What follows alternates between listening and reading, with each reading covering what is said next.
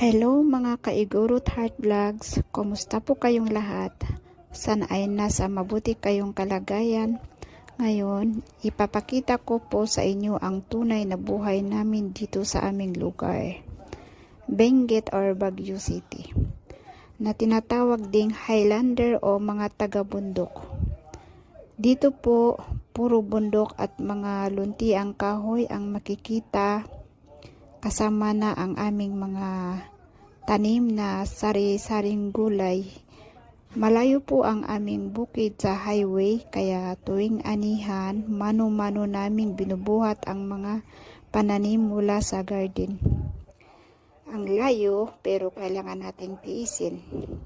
Kung may tiyaga, may nilaga. Paakyat hanggang sa kalsada kung saan nakapark ang sasakyan.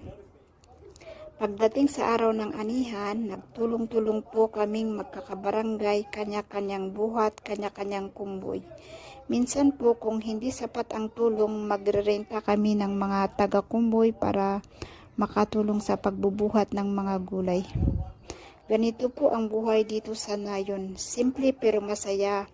Dahil sama-sama kami natutulungan. Maraming salamat sa inyong panonood, mga ka-heart vlogs. Huwag kalimutang i-like, i-share at mag-subscribe para sa mas marami pang kwento mula sa aming simpleng pamumuhay dito sa bundok. Hanggang sa muli, maraming salamat. Ay, ayan si tita kahit malakas ang ulan, bagyo at ulan man, sige pa rin. Ani para hindi abutan ng bagyo.